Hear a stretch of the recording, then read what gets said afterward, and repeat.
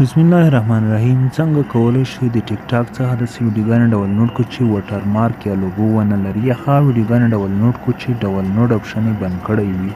نو راځو په دغه ویډیو کې دغه طریقه درته ښیم چې څنګه به بغیر له وټر مارک یا لوګو څخه ویډیو یې را ډاونلوډ کړو او څنګه کولی شو هغه ویډیو یې را ډاونلوډ کړو کوم چې ډاونلوډ یې بند کړی وي، یعنې موږ او تاسو یې نشو ډاونلوډ کولی. راځو په دغه طریقه کې وګورئ، دلته یې ګورئ ډاونلوډ آپشن چې دا کوم هغه نه لري، تاسو وګورئ پاس او لاندې نه لري. اوس کاپي لینک مو ووهلو، تاسو وکتل کاپي لینک.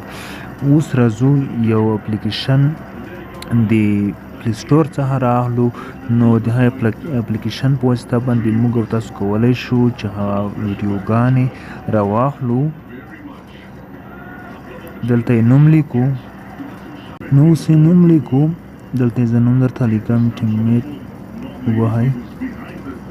نو که چیرې مو زموږ چینل در سره سبسکرایب کړی نه وي، چینل هم در سره سبسکرایب کړئ چې زموږ نوي اپډیټ شوي ویډیوګانې تاسو در ورسېږي. دلته یې ګورو ټیممیټ ټیک ټاک ډاونلوډر، دغه لیکو تاسو یې کتلی شئ. دلته زیات ډاونلوډر یې راواړول، دلته یو ډاونلوډر انتخابوو. راځو ما یو تیار ډاونلوډ کړی، تاسو هر یو چې وي ډاونلوډ یې کړئ.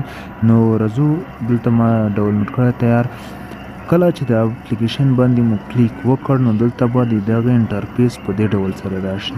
دلته په خپله د کوم لینک چې تاسو کاپي کړی دا خپله د سرچ ځای ته ورځئ. که چیرې نه ورتلو نو تاسو هم کولی شئ سرچ په ځای باندې پیسټ کړئ او ډاونلوډ آپشن باندې کلیک وکړئ. کله چې دلته مو کلیک وکړو ډاونلوډ سټارټ کیږي. نو اوس ډاونلوډ شروع شو، تاسو یې کتلی شئ دغه د ویډیو را ډاونلوډ شوه. زه راځم په خپله ګیلري کې هم درته ښکاره کوم چې څنګه کولی شو چې بغیر له وټر مارک او بغیر له ډاونلوډ آپشن څخه د ټیک ټاک ویډیوګانې را ډاونلوډ کړو. تاسو یې کتلی شئ ما زیاتې ویډیوګانې را ډاونلوډ کړي دي، دا یوه ویډیو هم وټر مارک نه لري. نو راځو زه یې درته دلته اوس په ګیلري کې هم ښکاره کوم. ګیلري ته راځم، ویډیوګانو ته راځم، دلته تاسو وګورئ. اوس درته پلی کوم، تاسو کتلی شئ چې په دغه ویډیو کې هغه د ټیک ټاک خپله ځانګړې لوګو چې ده هغه نشته، بغیر له وټر مارک څخه دي.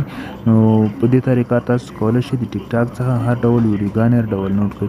نو ګرانو ملګرو، که چیرې مې ویډیو خوښه شوې د خپلو ملګرو سره یې شیر کړئ تر څو نور ملګري هم ورسره برخمن شي او تاسو ته هم داسې ښایسته ښایسته ویډیوګانې د نورو وخت لپاره جوړې کړم. نورو خدای سپارم، د الله په امان.